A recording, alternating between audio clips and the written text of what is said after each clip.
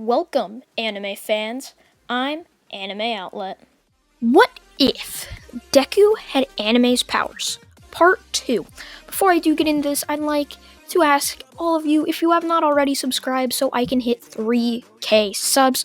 It's kind of weird of me asking for you all to subscribe. It's something new to me, and I definitely won't be doing this again. I don't like begging people to subscribe to me. But getting into this, the story of part 2 now takes place with Izumi and Bakugo walking around in the mountains. They heard a rumor in a very secluded neighborhood that there was a cave that could possibly either give them power or make a being stronger than somebody they would know, or make somebody have a clone of somebody evil if they take the DNA of them. So, once they get there, they go inside this cave with a hair sample of Izuku. This kind of sounds like what if Deku was born with one for all now, but it's not. It definitely isn't. So basically, they go in and they see this huge shrine with a very demonic-looking person hold with two hands cupped, basically asking to take the DNA. They put the DNA on Izuku, or on the hands. They put the DNA of Izuku on their hands as the shrine starts to shine. Wow. So once it stops shining, they are left to look into some sort of glass as they see hundreds of different Izukus, all of different timelines that somehow all became evil.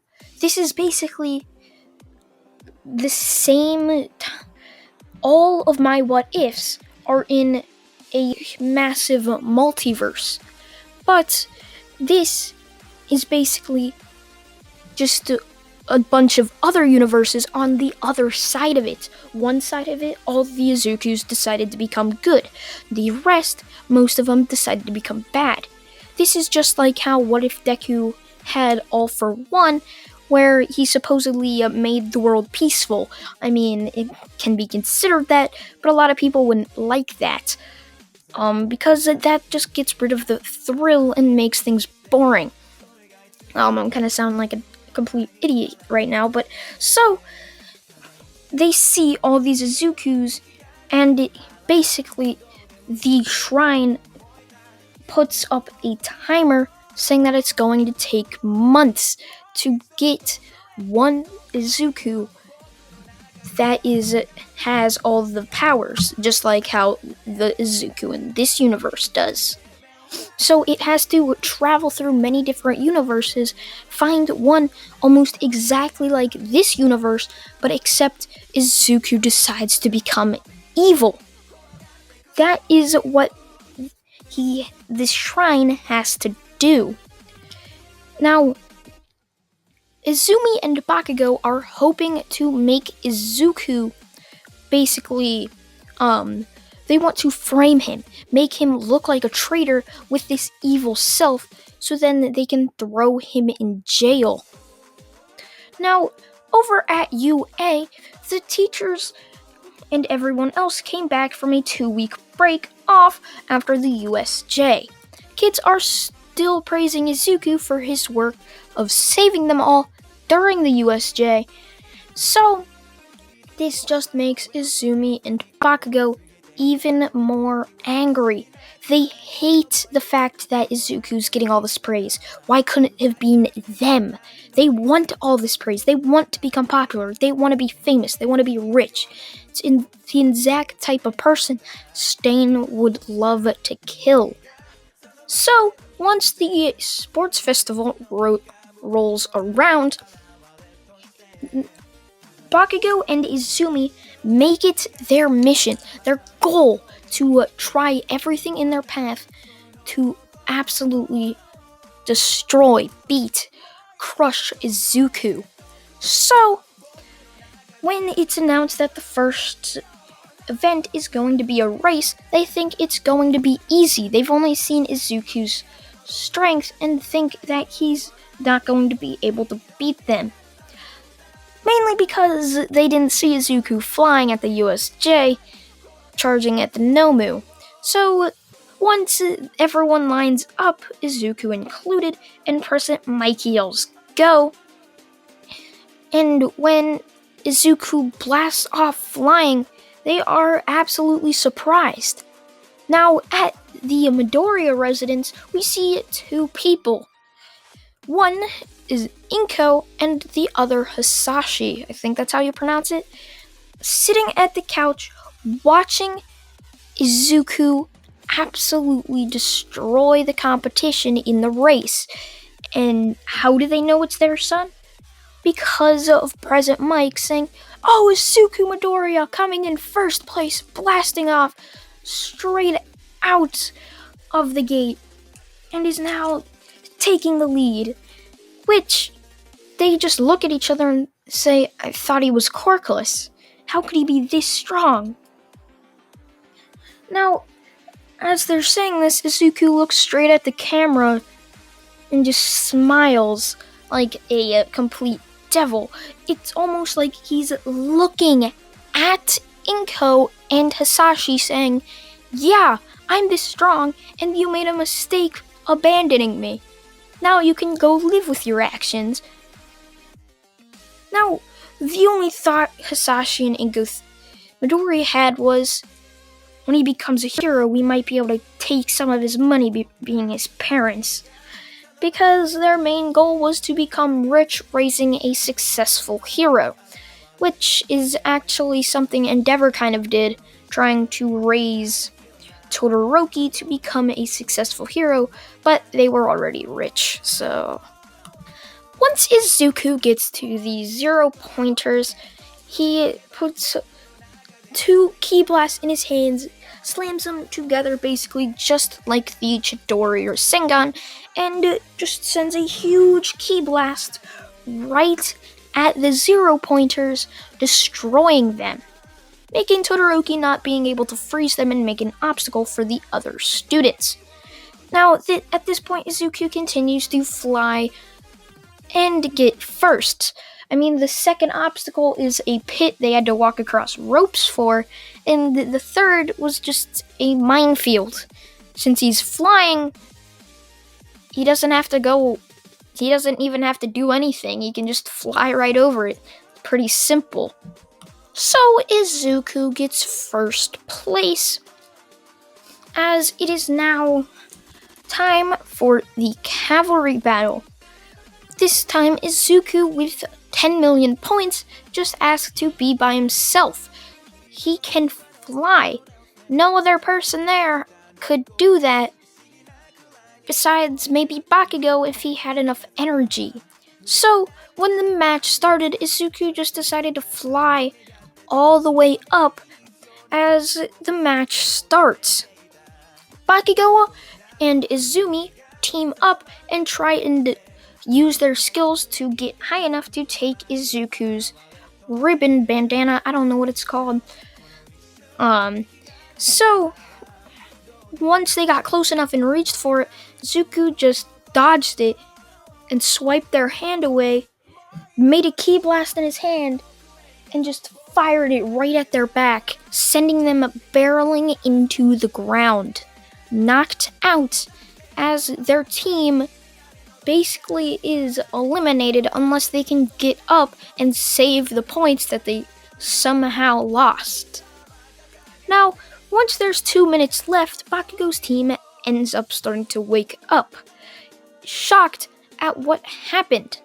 So, they start walking, or they get into formation again, and they start trying to collect points. Luckily for them, they were able to save their points, and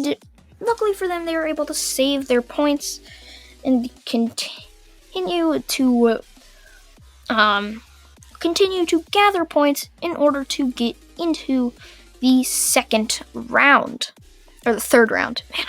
Man, I don't know what's happening right now. But Basically, Izuku is paired up against Shinso, just like in canon. Now, Izuku already knows Shinso has a brainwashing quirk thanks to Ojiro, and he's not stupid enough to let his emotions get the best of him and answer, so he immediately goes into Ultra Instinct. So, he's very calm and collected and won't answer something that Shinso says that might upset him. So when Shinso starts to throw insults, Izuku merely just doesn't answer. He walks right up to Shinso, flicks him on the forehead as Shinso flies out of the arena, knocked out as Izuku is given the victory. Second round is Izuku versus Todoroki. Now, Izuku versus Todoroki is basically just like canon. However, Izuku instead wins.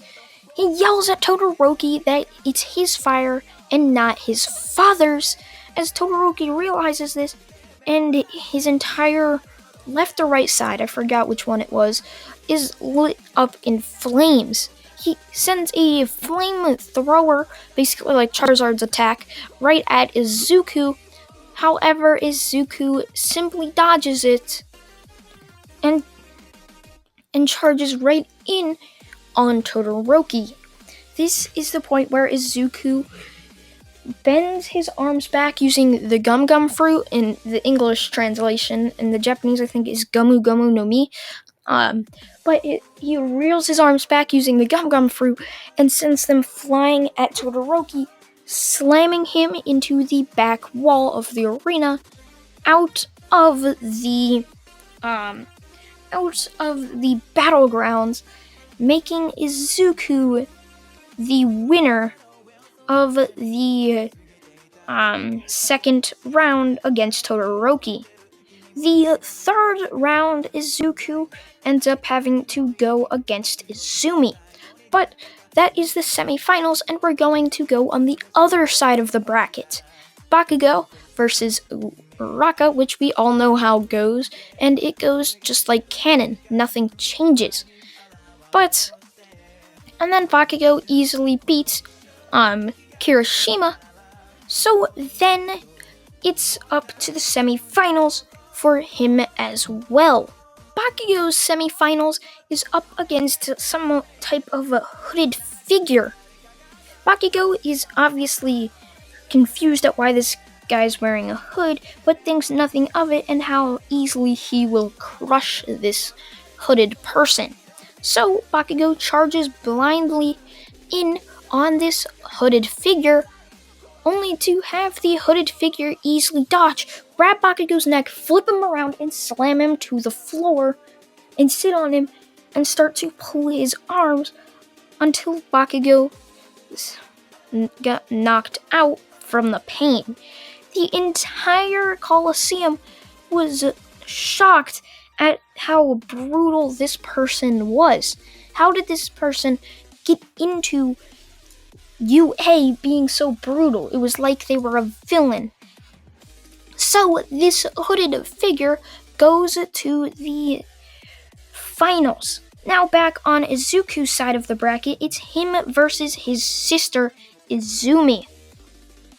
Izumi yells at Izuku at how she will easily crush him and show UA how she's easily stronger than him, as Izuku just laughs and says, "Good luck, sister." As they wait for President Mike to say go for the match to begin. Now, one thing I'm confused about why I'm doing is they shouldn't have any bad relations. I mean, Izuku never met his sister, and his sister never met Izuku. All she knows is that he was quirkless, and that somehow caused her to hate him, which is very stupid. And I have a great idea, but so basically, Izuku versus Izumi, as Izuku and Izumi charge in on each other, with Izuku just activating Ultra Instinct and dodging her attacks as he waits for her to become tired. Once that happens, he immediately puts his Ultra Instinct away as one of his eyes changes to black and red as 4 tentacles or tendrils, I don't know what they're called, pop out of his back as the entire Colosseum is just disgusted and confused. That looks like a villain's cork. And what they see all the blood coming out of Izuku when his Kagune, which is Rize's or Kanaki's, kind of spoiler to Tokyo Ghoul, but that's like the first episode, coming out of his back as he charges right in on Izumi as he puts a fist up as 2 of his tentacles, one where his fist is and one kind of where his leg is. He punches her as the tentacle slaps her away as she skids across the battleground.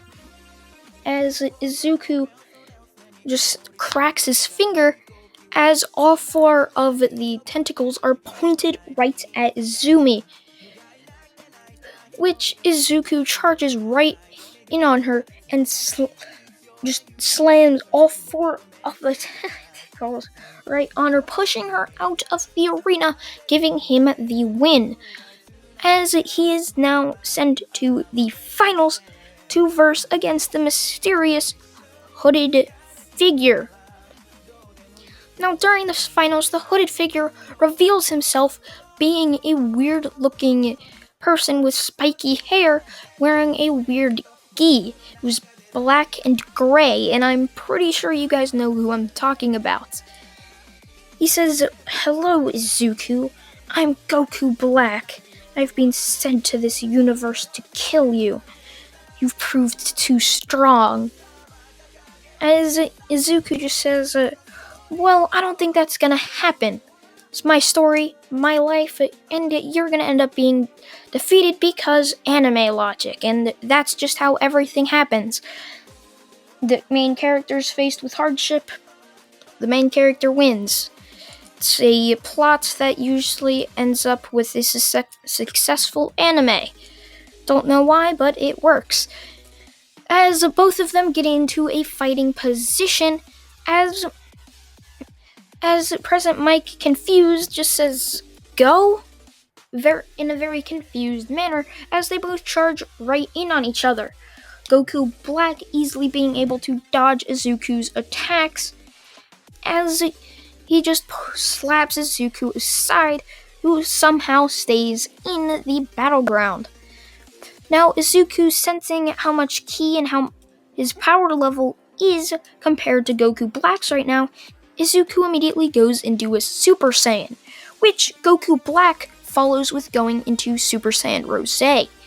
Both of them charge at each other, almost equal in fighting, with both of them fist for fist and kick for kick. That's when Goku Black starts to power up, with Izuku doing the same. Izuku going into Super Saiyan 2. Izuku charges right in on Goku Black, only to be immediately slapped away. Super Saiyan 2 is nothing compared to Super Saiyan Rose. So Izuku doesn't know what to do. He starts to think as he immediately goes into Super Saiyan Blue